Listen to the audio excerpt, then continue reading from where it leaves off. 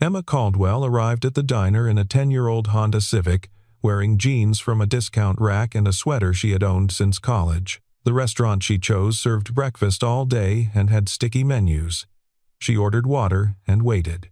Daniel Morrison walked in 7 minutes late, apologizing before he even sat down. He had just dropped his daughter at a neighbor's house because the babysitter canceled. He did not explain further, did not make excuses. And in that first moment, watching him slide into the booth across from her with sawdust still clinging to his sleeve, Emma noticed something that unsettled her more than arrogance ever could. This man was not trying to impress her at all. His eyes did not scan her appearance for indicators of status. His posture did not shift into the subtle performance most men adopted when they wanted to seem successful. He simply sat down, ordered coffee, and asked if the drive over had been okay. It was such an ordinary question that Emma almost did not know how to answer it. She had done this before, 43 times over 2 years, to be exact. Emma Caldwell, whose legal name appeared on the boards of 3 Fortune 500 companies, whose grandfather had built the Caldwell shipping empire from a single tugboat in Baltimore, had spent 24 months pretending to be someone who worked part-time at a bookstore and lived in a studio apartment in the cheap part of town. The dates followed a pattern so predictable she could have written the script herself. There was the investment banker who had seemed charming until he noticed her car in the parking lot. His smile had flickered, just for a second, but she caught it.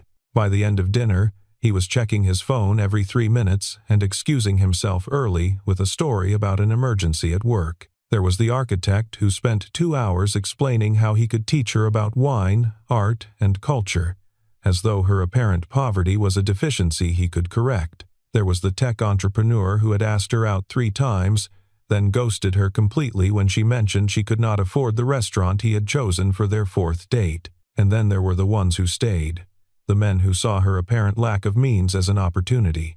A marketing executive had offered to help her pay rent in exchange for exclusivity. A divorced attorney had suggested she move into his guest house, free of charge, with an understanding that she would be available when he wanted company. They did not say these things crudely. They wrapped their propositions in kindness, in concern. But Emma had grown up surrounded by people who understood transactional relationships, and she could smell an imbalance of power from across a room. The tests had started as an experiment, a way to understand whether genuine connection was possible when wealth was removed from the equation.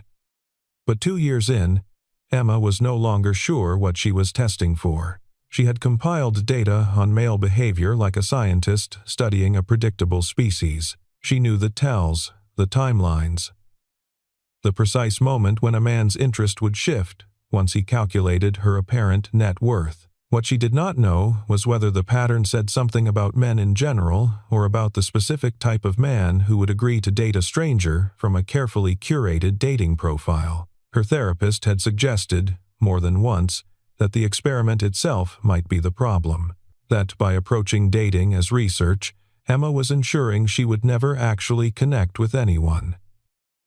But Emma had grown up watching her mother navigate a marriage built on financial calculations. She had watched her father treat affection as a line item in a budget. She had learned, before she turned 12, that love was rarely unconditional, and that vulnerability was a weakness rich people could not afford. The experiment was not paranoia. It was data collection, and the data, across 43 trials, was remarkably consistent. Daniel was asking her about her week, not her job, not her living situation, not any of the usual calibration questions men use to determine her place in the social hierarchy. He wanted to know if she had seen the meteor shower on Tuesday night, because his daughter had made him stay up until midnight to watch it, and he was still tired. He asked if she preferred coffee or tea in the morning, not as a prelude to anything, but because he was genuinely curious. And when the waitress came to take their order, he suggested the pancakes because his daughter had declared them the best in the state after an exhaustive research process that involved visiting 11 different diners. Emma found herself waiting for the shift, the moment when he would ask what she did for a living, or where she went to school, or any of the dozen questions that functioned as socio-economic sorting mechanisms. But Daniel kept circling back to small things. The weather, a book he was reading about the history of covered bridges in Vermont. His daughter's current obsession with a cartoon about marine biologists. She interrupted him midway through a story about a disastrous attempt to make homemade pizza. "Does it bother you?" she asked. "Does what bother me?" "Dating someone who is not particularly impressive. No exciting career, no interesting hobbies, nothing special to offer." Daniel set down his coffee cup and looked at her with an expression she could not read. "I am a single father who works as a high school shop teacher and drives a truck with 200,000 miles on it. I am not sure I am in a position to evaluate anyone else's impressiveness." He said it without self-deprecation, without fishing for reassurance. It was simply a fact, delivered the same way he might have mentioned that it was raining outside. Emma had not prepared for this response.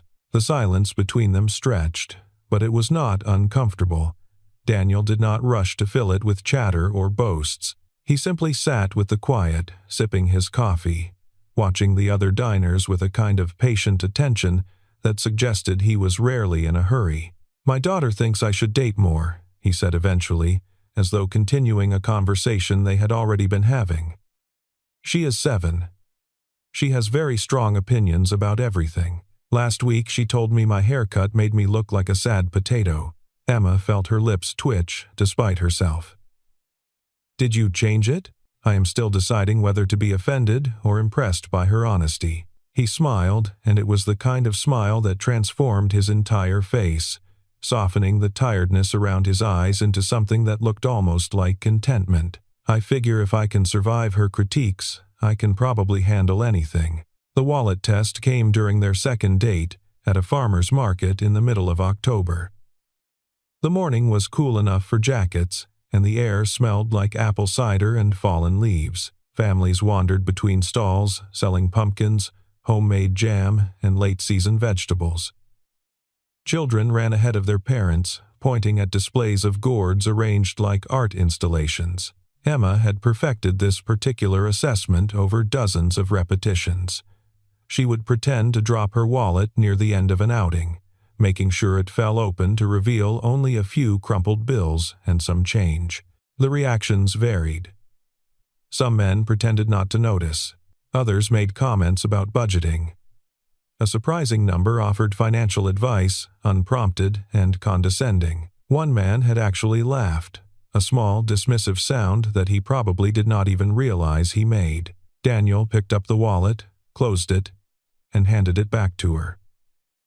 "Everyone has tough weeks," he said, and then, without missing a beat, he pointed to a stand selling apple cider donuts and asked if she wanted to split a bag because he was not supposed to eat the whole thing himself, but he absolutely would if given the opportunity. That was it.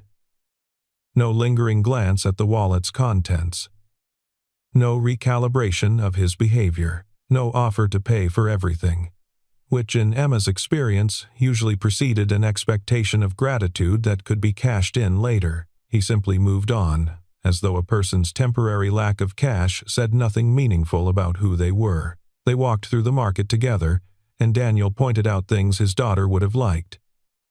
The pumpkins shaped like swans. The farmer who let children pet his goats. The woman selling handmade puppets from a card table covered in a checkered cloth. He narrated Lily's probable reactions to each thing, and Emma found herself building an image of this child she had never met. A small person with strong opinions and an apparently insatiable curiosity about the world. They were examining a display of maple syrup when his phone buzzed. Daniel glanced at the screen, and his entire demeanor changed, not with alarm, but with a kind of focused attention that pushed everything else to the periphery. He excused himself and answered, turning slightly away but not walking off. Emma could hear a child's voice, high and excited, talking rapidly about something that had happened at school. Daniel crouched slightly, as though making himself smaller even though his daughter could not see him, and listened with complete concentration. He asked questions. He made sounds of amazement at appropriate intervals. He promised to look at something when he got home. The call lasted 4 minutes. And when he hung up, he looked almost surprised to find himself at a farmer's market with a woman he barely knew. "Sorry about that," he said. Lily discovered that caterpillars make cocoons, and apparently this is the most important scientific breakthrough in human history. Emma watched him slide the phone back into his pocket. In 2 years of testing, she had seen men take calls from their children with impatience, with performative affection designed for an audience, with barely concealed irritation. She had never seen anyone disappear so completely into a conversation with a 7-year-old, then return without any apparent concern about how it might have looked. She realized, with a discomfort she could not name, that Daniel had not experienced the wallet moment as a test. He had experienced it as a woman dropping her wallet. There was no performance in his response because he had not understood that a performance was expected, and that meant her entire framework for evaluating him was failing to produce usable data. They met again the following week and the week after that.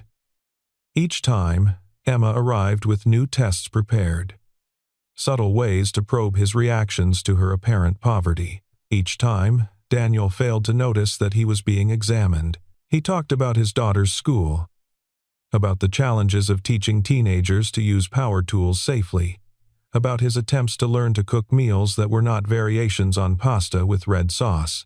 Emma found herself asking questions she had not planned. She wanted to know how he had ended up teaching shop class.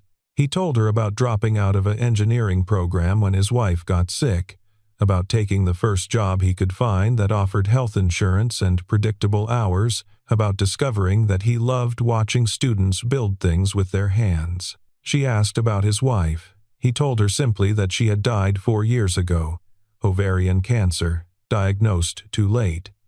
He did not perform grief for her benefit. He did not use his widower status to generate sympathy. He stated it as a fact of his life, the same way he had stated everything else.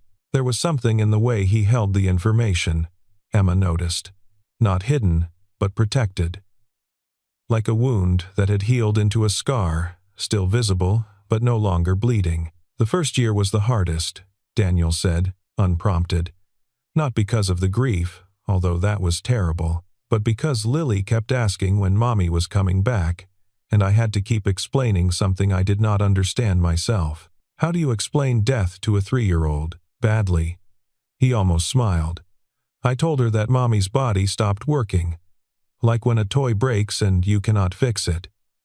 She asked if we could buy a new Mommy at the store. I did not know whether to laugh or cry, so I did both. Emma felt something shift in her chest. In 2 years of testing, she had never heard anyone speak about loss with such undefended honesty. The men she had dated treated vulnerability like a tactical decision, revealing pain only when it served a purpose. Daniel spoke about his wife's death the way he spoke about everything else, as though he had nothing to hide and nothing to prove. After she died, I was not looking for anything, he said. They were sitting on a bench outside a coffee shop, watching leaves blow across the parking lot. I am still not looking for anything. Really, Lily is my priority. She has to be. But my sister kept saying I needed to get out of the house, meet people, remember that I was a person and not just a parent. And what are you looking for now? Daniel was quiet for a long moment. Someone who will not make Lily feel like she has to change. Someone who understands that she comes first and does not resent that. Someone who can be themselves without needing me to be impressed. He looked at Emma with that unreadable expression again. I do not know if that person exists, but I figured I would find out. Lily appeared at the end of their 4th date. Daniel's neighbor had needed to leave early, so he had picked up his daughter before meeting Emma for dinner. He apologized, offered to reschedule, but Emma said she did not mind. She was curious about this child who occupied so much of her father's attention. Lily was small for 7, with her father's brown hair and a gap-toothed smile that she deployed strategically. She shook Emma's hand with exaggerated formality and announced that she had been told to be on her best behavior, but that her best behavior was actually quite boring, so she hoped Emma would not mind if she was just regular. Instead, Emma, who had spent 2 years constructing careful personas and calculated tests, found herself completely disarmed by a second grader who had apparently inherited none of her father's filtered approach to social interaction. Throughout dinner, Lily provided a running commentary on everything she observed. The couple at the next table were probably on their first date because they kept laughing at things that were not funny. The waiter had cool earrings that looked like tiny dinosaurs. The restaurant should really consider adding more pictures to their menu for people who could not read yet. Which she could, actually, but pictures were nice anyway. Daniel watched his daughter with a mixture of pride and exhaustion that Emma was beginning to recognize as his default state. He did not shush her or apologize for her. He treated her observations as valuable contributions to the conversation, asking follow-up questions about the dinosaur earrings and agreeing that picture menus would indeed be an improvement.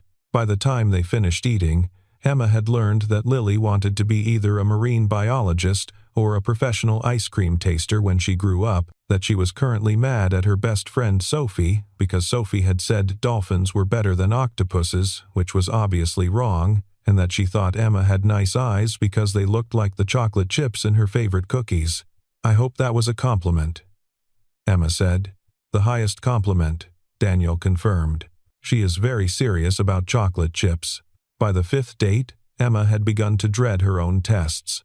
She sat across from Daniel at a Thai restaurant and listened to herself describe dreams she did not have, limitations she did not face, a life constrained by circumstances that existed only in her performance. "I always wanted to travel," she heard herself say. "See Paris, maybe, or Tokyo. But that is not really realistic for someone like me." She waited for Daniel to offer to take her someday. That was usually how this went. Men who wanted to seem generous would promise future trips, future gifts, future access to the lifestyle they could provide. It was a form of advance payment, a way of establishing that they had something she needed. Daniel nodded slowly. "Lily wants to go to Tokyo because of those marine biologist cartoons. I have been saving, but it will probably be a few years." He paused, considering. "I think wanting things you cannot have yet is okay. It gives you something to work toward. The problem is when you stop wanting anything because you have convinced yourself you do not deserve it." Emma felt something shift in her chest, an uncomfortable pressure that she recognized as shame. She was sitting across from a man who was genuinely trying to connect with her, and she was feeding him lies designed to trigger responses she could evaluate. "Can I show you something?" Lily's voice came from behind her. The little girl had been sitting at a nearby table with a coloring book. Technically supervised by Daniel, but operating with considerable independence, Emma turned. Lily was holding up a drawing of what appeared to be an octopus wearing a hat. "That is Dr. Tentacles," Lily explained. "She is a scientist who studies the ocean. She wears a hat because the sun is very bright on the surface. She is beautiful," Emma said, and meant it. Lily beamed. "Do you want me to draw you one?" "I can make it any color. Dr. Tentacles has a friend named Professor Squidward who is purple." Emma looked at Daniel, who was watching the interaction with an expression of cautious hope. She looked back at Lily, who was already selecting crayons with the focused intensity of an artist preparing for a commission. "I would love a purple one," Emma said. That night, alone in her penthouse apartment with its view of the city skyline, Emma stared at the crayon drawing of Professor Squidward and felt the architecture of her experiment beginning to crack. She had built something precise and controlled. A system for evaluating men without risking herself. A way to gather information without offering any in return. For 2 years, the system had worked exactly as designed, filtering out the unsuitable candidates with mechanical efficiency. But Lily had not been accounted for in the design. Neither had the way Daniel looked at his daughter, or the way he talked about his dead wife, or the simple fact that he had asked Emma about meteor showers instead of salary ranges. The variables were exceeding the parameters of the experiment, and Emma did not know how to recalibrate. She looked at the purple octopus on the paper in her hands. A 7-year-old had spent 15 minutes creating this, selecting colors with care, adding details that mattered only to her. It was a gift given freely, without expectation, without calculation. Emma could not remember the last time anyone had given her something that did not come with conditions attached. The 6th date was supposed to be the confirmation. Emma had designed a scenario that would reveal Daniel's true character by presenting him with a crisis that demanded resources. She told him she had lost her job. She told him her landlord was raising the rent and she might have to move. She watched his face for the flicker of calculation, the moment when he would decide whether she was worth the investment. Daniel listened without interrupting. When she finished, he was quiet for a long time. "That is really hard," he said finally. "I remember when the bills started piling up after my wife got sick. It feels like the ground is moving under you." Emma waited for the offer. The rescue. The transaction disguised as generosity. "I know a few people who might be hiring," Daniel continued. "My neighbor runs a landscaping company, and my sister works at a non-profit that is always looking for grant writers. I could ask around, if that would help." "That is kind, but you do not need to solve my problems. I am not trying to solve them. I am just saying I know people." He paused, then added, almost reluctantly, "And if you need help with anything practical, I am pretty good at that. Moving boxes, fixing things, watching someone's kid while they go to a job interview. I do not have money to offer, but I have time and a truck." Emma felt the shame again, sharper now. He was offering her exactly what he had to give. Not money, because he did not have it. Not rescue, because he did not assume she needed rescuing. Just practical help, the kind that neighbors and friends provide without keeping score. "Why are you doing this?" she asked, and her voice came out harder than she intended. "You barely know me. I could be anyone. I could be lying about everything." Daniel looked at her with that steady gaze she was beginning to find unsettling. "You could be. But I have been lied to before, and I survived it. I would rather take the risk of trusting someone who turns out to be dishonest than live like everyone is a threat." Emma opened her mouth to say something, then closed it. She had no prepared response for this. Her entire framework assumed that people acted in calculated self-interest, that kindness was a transaction, that trust was a vulnerability to be exploited. Daniel was operating from a different set of assumptions entirely, and she had no idea how to test for something she did not believe existed. She thought about her father, who had built a shipping empire by assuming everyone wanted something and structuring deals accordingly. She thought about her mother, who had learned to smile at charity galas while calculating the social return on every conversation. She thought about herself, sitting in a borrowed car outside a fake apartment, wearing clothes that cost less than her usual dry cleaning bill, unable to recognize genuine kindness because she had been trained to see everything as strategy. "I do not understand you," Emma said quietly. Daniel looked at her with something that might have been compassion. "Most people do not. My ex-sister-in-law says I am pathologically incapable of playing politics. She means it as an insult." "How do you mean it?" He considered the question. "I mean that life is too short to pretend to be someone I am not. My wife died at 32. She never got to see Lily start school or learn to ride a bike. She never got to argue with me about whose turn it was to do the dishes." He paused, and for a moment, something raw flickered across his face. "I do not have time to play games. I just want to be present for whatever time I have." Emma felt the shame again, sharp and precise. She was sitting across from a man who had learned, through grief, to live without pretense. And she was performing a role she had designed specifically to avoid living at all. She canceled the remaining tests. Not formally, not with any conscious decision, but simply by failing to prepare new ones. She kept meeting Daniel for dinners and walks and afternoons at the park where Lily could practice her cartwheel technique. She kept waiting for the mask to slip, for the calculation to reveal itself, for him to become like all the others. It did not happen, and by the 7th date, Emma realized she could not continue. They were sitting in his truck outside her fake apartment building, the one she had rented specifically for this experiment. The engine was off, but Daniel had not moved to get out. He was talking about a project one of his students was building, a birdhouse that had somehow evolved into a 3-story avian apartment complex with a functioning water feature and tiny balconies. Emma was not listening. She was watching the way his hands moved when he talked, the enthusiasm that crept into his voice when he described his student's work, the complete absence of self-consciousness in his storytelling. She was thinking about all the men she had tested who had tried so hard to seem impressive. And this man who seemed genuinely more interested in a teenager's birdhouse than in impressing anyone. She was trying to find the words for what she needed to say. "I have not been honest with you," she said, interrupting him mid-sentence. Daniel stopped talking. He did not look alarmed or defensive. He simply waited, the way he waited for everything, with a patience that suggested he had learned not to rush toward conclusions. "My name is Emma Caldwell, the real Emma Caldwell. I do not work at a bookstore. I do not live in a studio apartment. I do not have money problems."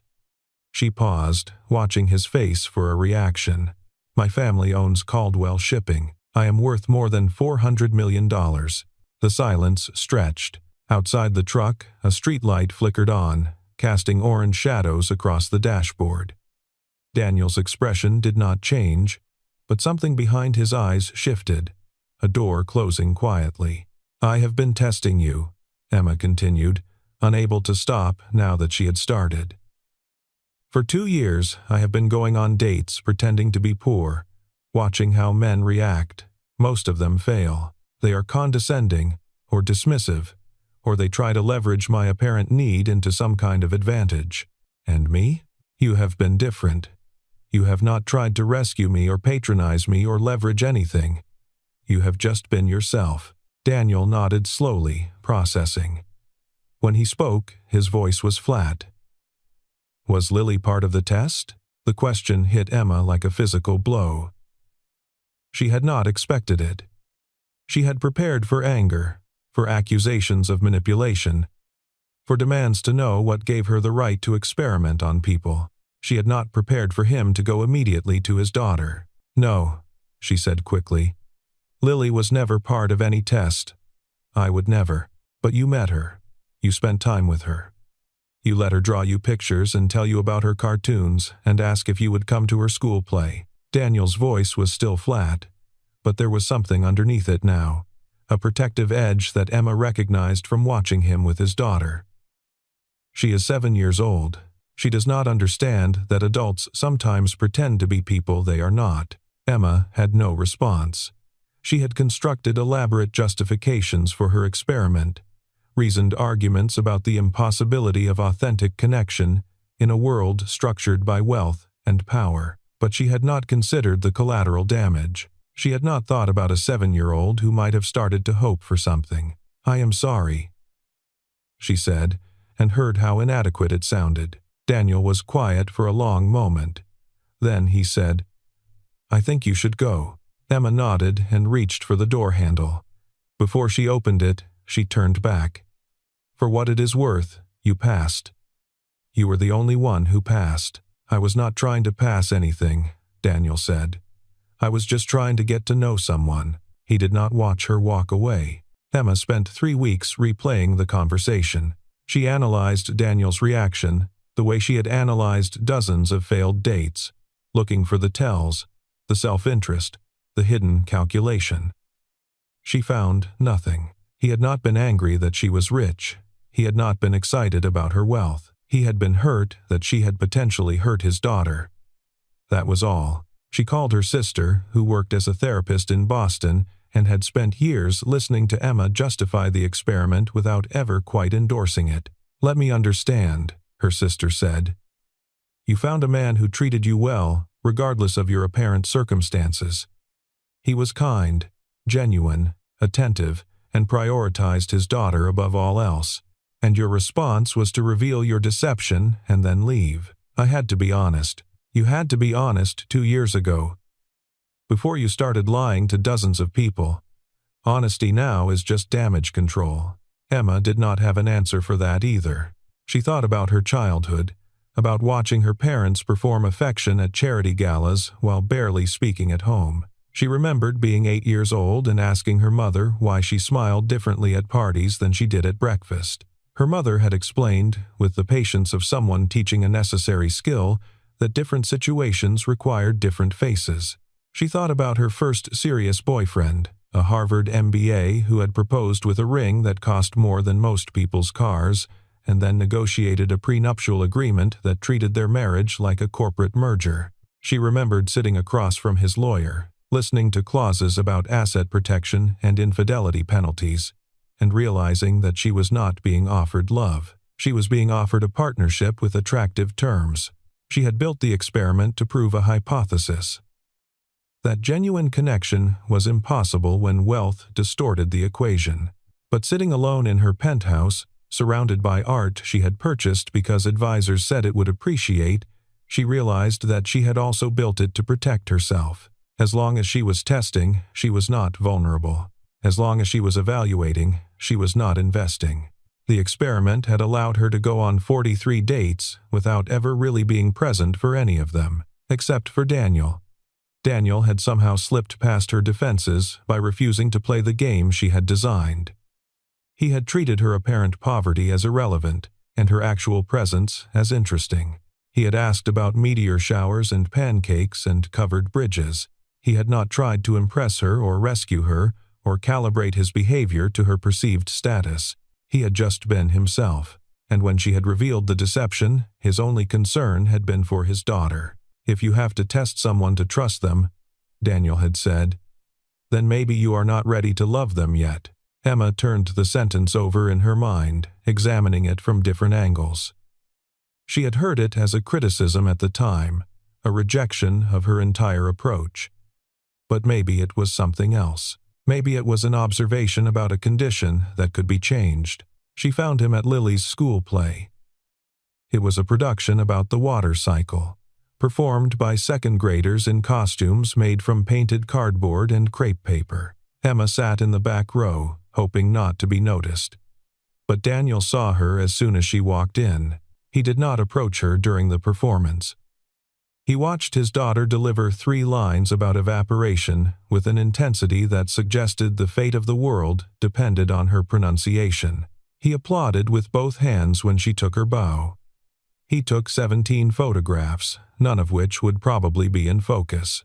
Afterward, when the auditorium was emptying, he walked over to where Emma was standing near the exit. "You came," he said. "I wanted to see the play. Lily talked about it so much." Daniel nodded, neither welcoming nor dismissive. "She is at the reception with her grandmother. They are serving juice boxes and cookies. I did not come to see Lily." Emma took a breath. "I came to apologize properly, not for lying about who I was, although I am sorry for that, but for treating you like a subject in an experiment instead of a person." Daniel did not respond immediately. He watched a family navigate past them. A father carrying a child still wearing half a raindrop costume. "Why did you really do it?" he asked. "The experiment." 2 years is a long time to spend testing people. I thought I was protecting myself. I thought if I could just find the right test, the right way to filter out the people who only wanted me for my money, I could find someone genuine. Emma paused. But the tests became the point. As long as I was testing, I did not have to actually trust anyone. And now? Now I think I was wrong. Not about the tests, some of them probably did filter out people who would have been harmful, but about the assumption underneath. She met his eyes. I assumed everyone was performing. That kindness was always strategic. That no one could just be themselves. I was not performing. Daniel said quietly, "I know. That is what made you so confusing. You did not fit any of my categories." They stood in silence as the auditorium continued to empty. A child ran past, clutching a construction paper cloud. "I am not going to pretend the last few weeks did not happen," Daniel said, finally. "You lied to me for months. You let my daughter get attached to someone who was not real. That matters. I understand. But I also know that people are complicated. I know that everyone has reasons for the walls they build, even when those walls end up hurting others." He paused. "My wife used to say that forgiveness is not about pretending something did not happen. It is about deciding that the future matters more than the past." Emma waited, not daring to hope. "I am willing to try again," Daniel said. "But not with tests. Not with performances. If you want to know who I am, you have to actually be present for it. And if you want me to know who you are, you have to actually show me. No more experiments. No more experiments." Lily appeared at Daniel's elbow, still wearing her water droplet headband.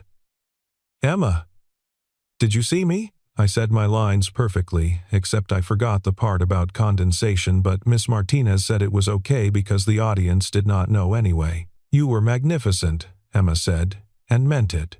Lily beamed and grabbed her father's hand. "Can Emma come get ice cream with us?" Grandma said I could have 2 scoops because I was a professional actress. Daniel looked at Emma, a question in his expression.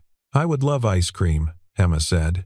They walked out of the auditorium together, Lily chattering about the various merits of different ice cream flavors. Daniel's hand brushed against Emma's once, briefly, and she did not pull away. The months that followed were not a test. They were simply life, unfolding without a script. Emma learned that Daniel hated mornings but made pancakes anyway because Lily loved them. She learned that he cried at sad movies and pretended he had allergies. She learned that he sang off-key in the shower and knew an improbable amount about 19th-century bridge construction. Daniel learned that Emma's wealth had isolated her since childhood, that she had never had friends who wanted her company instead of her access. He learned that she was allergic to strawberries and afraid of heights and secretly terrible at chess despite owning 3 antique chess sets. He learned that she had spent so long performing confidence that she had forgotten what vulnerability felt like. Lily learned that Emma could be trusted with secrets, that she showed up when she promised, that she would never use their connection as part of some larger agenda. The drawing of Professor Squidward still hung on Emma's refrigerator, surrounded now by dozens of others, an evolving gallery of a 7-year-old's artistic development. Emma never told Lily about the experiment. That was Daniel's decision, made after long conversations about what children needed to know and when. Maybe someday, when Lily was older, they would explain how her father and Emma had really met. But for now, Lily only knew that Emma had shown up at a farmer's market, and then at a school play, and then she just kept showing up. It was not a fairy tale. Emma still struggled to trust without verification. Daniel still put up walls when he felt his daughter might be at risk. They argued about money, about parenting, about Emma's tendency to solve problems by throwing resources at them, and Daniel's tendency to refuse help he perceived as charity. But they also learned, Emma discovered that trust could be built through small moments of reliability rather than dramatic tests. A text message returned promptly, a promise kept without fanfare, the accumulation of ordinary moments that, over time, became evidence more convincing than any experiment could provide. Daniel discovered that accepting help did not make him weak, that love could include material support without becoming transactional. They negotiated the vast gap between their circumstances, not by pretending it did not exist, but by talking about it honestly, awkwardly, repeatedly, until they found a language that worked for both of them. On a Tuesday afternoon in late spring, Emma and Lily sat on the porch of Daniel's small house, drawing pictures of the ocean. Daniel was inside, making dinner, occasionally visible through the kitchen window as he moved between the stove and the counter. "Emma," Lily said, not looking up from her drawing, "are you going to be here for a long time?" "I am planning to be. Is that okay with you?" Lily considered the question with the seriousness of a 7-year-old who had already learned that adults did not always keep their promises. "I think so. Dad smiles more now, and you never act like I am in the way. You are not in the way. You are the whole point." Lily nodded, accepting this as a simple statement of fact. She added a purple tentacle to her drawing and held it up for inspection. "This one is for you." It is Dr. Tentacles and Professor Squidward having a tea party. They are best friends. Emma took the drawing and looked at it for a long moment. 2 years ago, she would have analyzed it for subtext, searched for hidden meanings, filed it as data in an ongoing experiment. Now she just saw a gift, freely given, from a child who had decided she was worth trusting. "Thank you," she said. "I will put it on my refrigerator with the others." Daniel called them in for dinner. Lily ran ahead, already talking about something that had happened at school. Emma followed more slowly, pausing at the door to look back at the yard, the neighboring houses, the ordinary street in an ordinary town. She had spent 2 years testing men to find one who would pass. But the lesson, she understood now, was never about passing tests. It was about being present, about showing up without performance, about choosing every day to be real instead of protected. Daniel had not passed her test because he had better character or superior values. He had passed because he was not playing the same game. He had simply been himself, with all his limitations and wounds and stubborn decency, and he had invited her to be herself in return. It had taken her months to accept the invitation. It would probably take years to fully understand what it meant. But for now, she walked into the kitchen where a single father was serving pasta to his daughter, and she sat down at the table, and she was exactly where she belonged. The house was small, the furniture was worn, the pasta was probably overcooked, but Lily was laughing at something that had happened at school, and Daniel was pretending to be offended by a comment about his cooking, and the evening light was coming through the window in golden stripes across the scratched wooden table. Emma had grown up in mansions. She had dined in the finest restaurants in the world. She had attended galas where the flower arrangements alone cost more than Daniel made in a month. None of it had ever felt like this. No tests, no performances. Just a family, slowly becoming real. And somewhere on a refrigerator door, surrounded by drawings of marine biologists and octopuses and purple squids having tea parties, there was evidence that trust could be given freely, without conditions, without calculation. All it required was the courage to be present. All it required was the willingness to be known. Emma was still learning. She suspected she would be learning for a long time. But for the first time in her life, she was not protecting herself from the lesson. She was simply living it.